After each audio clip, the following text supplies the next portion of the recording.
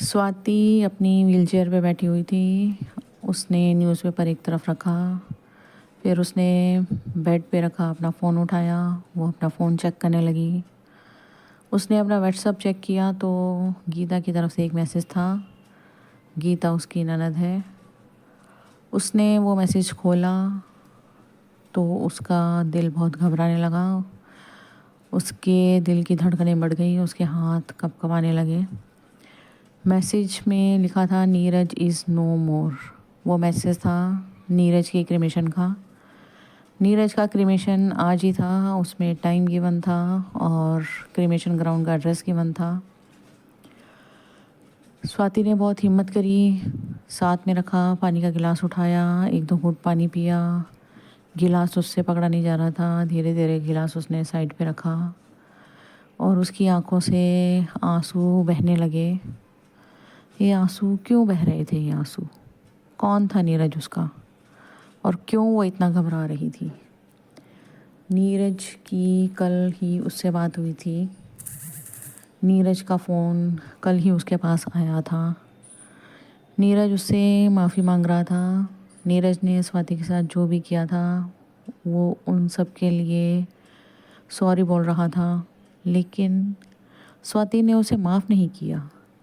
कल जब वो उससे बहुत रिक्वेस्ट कर रहा था, मुझे माफ़ कर दो, मेरे दिल से बहुत बड़ा बोझ हट जाएगा, तो स्वाति उसे माफ़ नहीं कर पाई थी। कौन था ये नीरज? क्यों माफ़ी मांग रहा था स्वाति से? नीरज था स्वाति का हस्बैंड। नीरज और स्वाति ने लव मैरिज की थी। नीरज ने अपने परिवार के ख़िलाफ़ जाके शादी की थी। स्वाति के साथ वो खुशी खुशी रह भी रहा था और उनके 2 बच्चे थे, एक बेटा और एक बेटी। फिर न जाने समय को क्या मंजूर था। स्वाति थोड़ी डोमिनेंट थी। नीरज उसे बार बार बोलता कि ये डोमिनेंस अच्छी नहीं है, लेकिन वो इस बात को समझ ना पाती। धीरे धीरे रिश्ते में दरार आती गई और ये दरार इतनी बड़ी बढ़ गई कि वो एक दूसरे की शक्ल तक नहीं देखना चाहते थे। गुस्से में एक बार स्वाति ने अपने आप को जलाने की कोशिश करी। उसने अपने ऊपर कैरोसिन डाला और आग लगा दी। तब नीरज ने उसे ये करते हुए देख लिया और वो फटाफट उसे हॉस्पिटल लग गया। टाइमली उसे हॉस्पिटल पहुंचा दिया गया और स्वाति बच गई। तब से स्वाति बहुत बीमार रहने लगी। नीरज ने उसकी बहुत सेवा करी, उसे बिल्कुल ठीक कर दिया। बहुत सारे डॉक्टर्स के पास वो ले गया, उसकी प्लास्टिक सर्जरी और कई सर्जरीज कराई गई। फिर वो चलने फिरने लायक बन गई। नीरज को अपने काम के सिलसिले में बाहर जाना पड़ता था। वो सिटी से बाहर रहता था, दिल्ली से बाहर उसको जाना पड़ता था। तो अपने काम के सिलसिले में एक बार वो लखनऊ गया हुआ था। तो लखनऊ में उसे मिली नीरजा। नीरजा को मिल गई नीरजा। तो नीरज और नीरजा में धीरे धीरे बातें होने लगी, उनके बीच में करीबी आने लगी। वो एक दूसरे के बहुत अच्छे दोस्त बन गए। नीरज ने उसे अपनी लाइफ के बारे में बताया। नीरजा ने बोला कि वो उससे शादी करना चाहती है, तो नीरज भी तैयार हो गया। उसने स्वाति से इस बारे में बात करी, लेकिन स्वाति उसको डिवोर्स नहीं देना चाहती थी। लेकिन स्वाति ने नीरज को अलाउ कर दिया कि वो दूसरी शादी कर ले। नीरज और नीरजा ने शादी कर ली। नीरज और नीरजा भी दिल्ली में ही रहने लगे। स्वाति भी अपने बच्चों के साथ दिल्ली में ही रहती थी। स्वाति के बच्चे अब बड़े हो गए थे। बेटा नौकरी करने लगा था, बेटी भी अपनी फार्मेसी की पढ़ाई पूरी ही करने वाली थी। इधर नीरज और नीरजा का भी एक बेटा हुआ, वो भी कॉलेज जाता था। ये शायद स्वाति की ही आह थी कि नीरज की तबीयत बहुत ख़राब रहने लगी।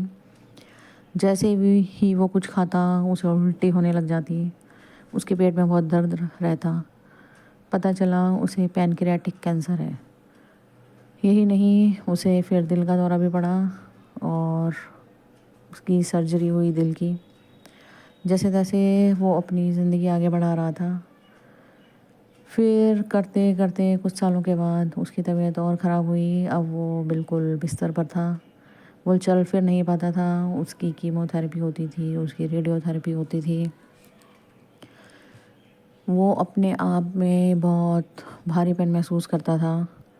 उसे समझ आ गया था कि जैसे भी था स्वाति के साथ उसका जीवन ठीक ठाक चल सकता था, लेकिन शायद उसने या स्वाति ने इस चीज़ को आगे चलाने की सोची नहीं।